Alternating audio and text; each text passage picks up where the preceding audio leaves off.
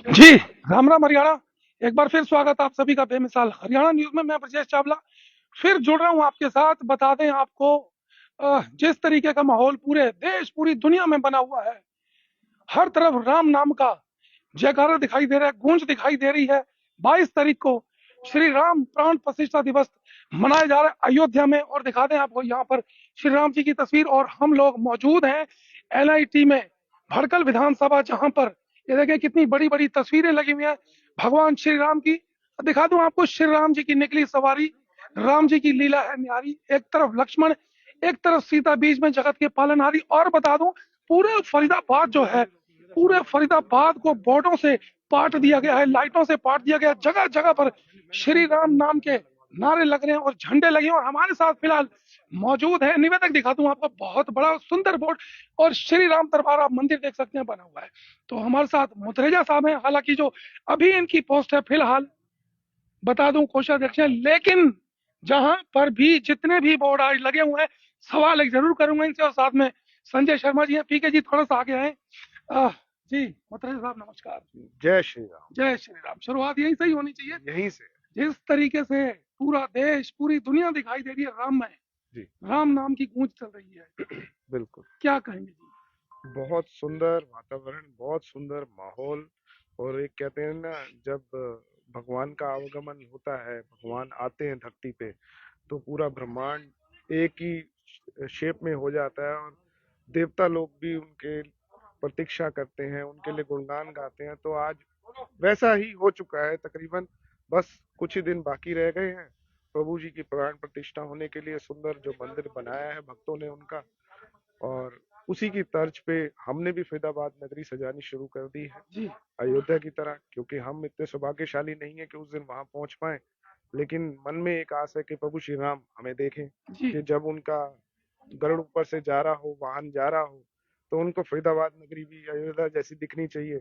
ऐसी हमने कोशिश करी। आपकी कोशिश दिखाई भी दे रही है और कोशिश रंग भी ला रही है। पूरा फरीदाबाद, भड़कल विधानसभा खासकर की बात करता हूँ, जी पूरे क्षेत्र में आपने सभी जगह पर जो राम नाम के जो ध्वज कहेंगे, ध्वज लगा दिए गए, लाइटें हैं, बड़ी सुंदर लाइटें लग रही हैं। प्रभु श्री राम की बड़ी कृपा आपके ऊपर। जी, हमने कोशिश करी है कि जितने भी इलेक्ट्रिकल पोल्स हैं, जिसे हम स्ट्रीट लाइट कहते हैं, उस पे भगवा रोप लाइट लगवाई गई है। करीबन 400 450 पोल है वो, जी जिनके ऊपर भगवा लाइट लग रही है, लग चुकी है, कुछ जल रही है, कुछ टेक्निकल फॉल्ट है जिसे एमसीएफ भी क्लियर कर रहा है। और बहुत ही जल्दी, मतलब आज और कल के अंदर, तकरीबन सारी लाइटें वैसी ही हो जाएंगी और सब तरफ से एक तरीके का ही दिखेगा माहौल। और ये एक सौंदर्यीकरण का, शहर के सौंदर्यीकरण का भी हिस्सा बनेगा। जी। साथ साथ भगवान श्री राम के लिए हमारा भक्ति रूप तो है ही है कि हम उसको भगवा में कर रहे हैं। भगवा दिखाई दे रहा है, पूरे शहर में भगवा दिखाई दे रहा है। मुतरेजा साहब, एक बात मैं कहूंगा, बीजेपी के लिए खासकर बात कहेंगे, हालांकि ये राजनीतिक बात नहीं है। हालांकि बीजेपी में बहुत सारे नेता हैं, कार्यकर्ता हैं जो दिखाई देते हैं, लेकिन फिलहाल अगर भड़कल विधानसभा की बात करते हैं तो हर जगह आप ही छाए हुए हैं। हालांकि तस्वीरें आपकी कम लगी हैं, लेकिन चर्चा आपकी ज्यादा हो रही है।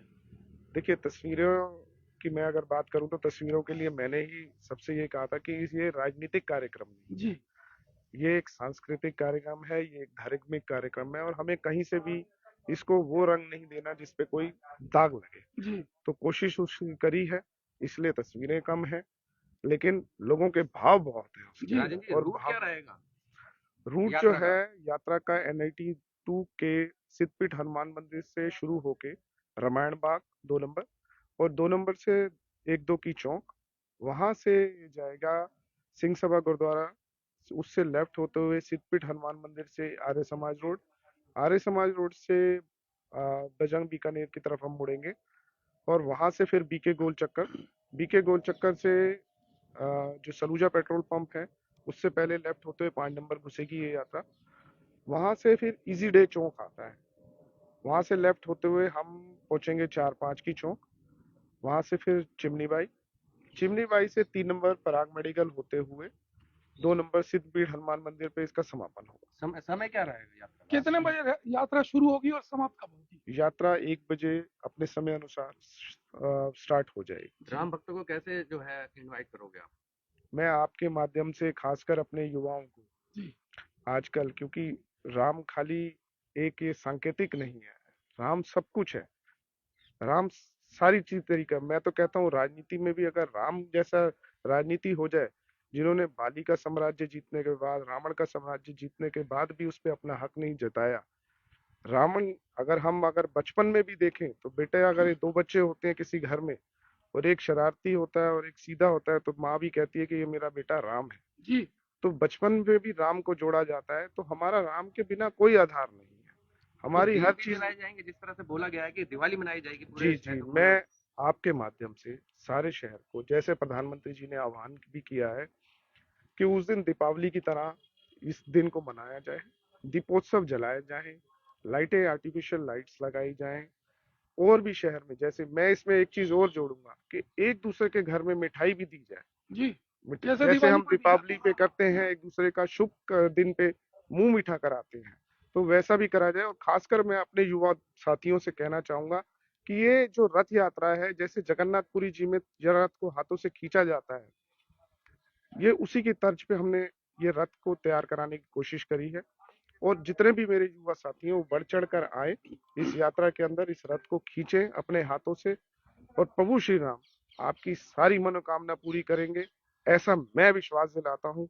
मेरे राम किसी को नाराज नहीं करते। मुखर्जी साहब एक बात कहना चाहूंगा मैं, मोदी जी ने जब जब देश के लोगों को आह्वान किया है, ये क्या कहूँ, श्री राम का जादू है, मोदी जी का जादू है, या शहर में आपके चाहने वाले लोग हैं कि इतना उत्साह लगातार अब दिखाई देता चला जा रहा है कि हर युवा कहें, बुजुर्ग कहें, बच्चे कहें, 22 तारीख का इंतजार कर रहे हैं कि कुछ नया अनोखा होने वाला है। देखिए, फरीदाबाद के इतिहास में पहली बार ये होगा कि ये यात्रा, रथ यात्रा हो रही है, तो इसका उत्साह तो है ही है। मैं पिछले 5 दिन से बहुत ज्यादा तबीयत खराब होने की वजह से लोगों के बीच में नहीं जा पा रहा, लेकिन फोन के माध्यम से वो मुझे इतना उत्साह दिला रहे हैं कि यार तू चिंता मत कर, हम यहाँ बैठे हैं, हम तेरी जगह पे जी लोगों को इनवाइट कर रहे हैं। तो इससे बड़ी बात नहीं हो सकती कि शहर में तकरीबन, जो मेरे पास अब तक है कि 36 से 38 हजार घरों में इनविटेशन जा चुका है, पर्सनली जा जी जाके। तो ये मैं तो नहीं गया, ये सब राम भक्त गए हैं।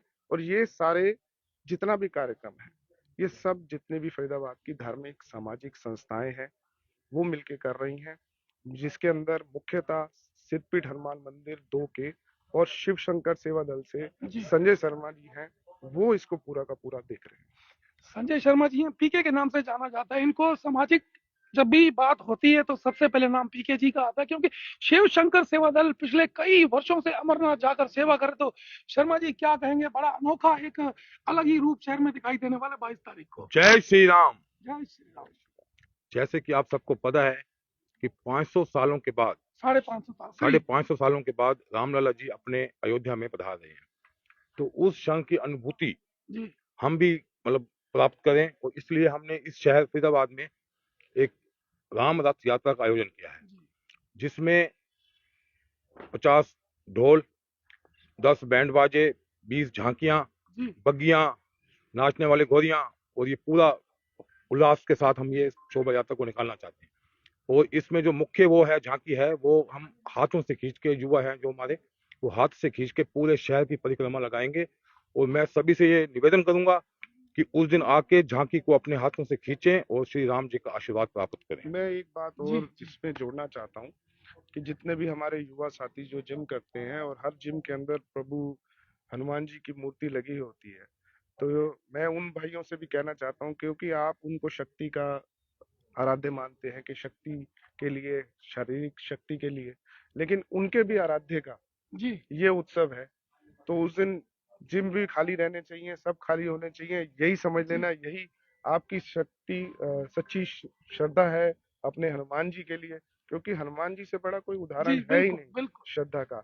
और एक चीज और मैं कहना चाहता हूँ कि देखिए क्या होता है, आप सिर्फ एक चीज को सोचते हैं, आप सोचते हैं कि मैं ऐसा करूंगा। बहुत लोग सोचते हैं, रोज रात को सोचते हैं। मेरे भी मन में एक ख्याल आया तो मैंने संजय भैया से उस बारे में जिक्र किया, और इन्होंने मुझे उसका हौसला दिया, जिसका परिणाम आज ये है। तो जी मैं इस सारा चीज का क्रेडिट तो इनको देता हूँ, जो मुझे समय समय पे हौसला अफजाई मेरी करते रहते हैं, मुझे मार्ग दिखाते रहते हैं। मैं एक सवाल, आखिरी सवाल आपसे करूंगा, बड़ा महत्वपूर्ण सवाल है ये। कहीं पर भी कोई भी काम होता है, कहीं पर भी कोई राजनीतिक बात होती है, चाहे धार्मिक बात होती है, हर जगह पर कहीं ना कोई चीफ गेस्ट होता है। बड़ी शोभा यात्रा निकलने वाली है, रथ यात्रा है। श्री राम जी है तो मुझे लगता है हनुमान जी का आह्वान बहुत जरूरी है। तो इस यात्रा में चीफ गेस्ट कौन है?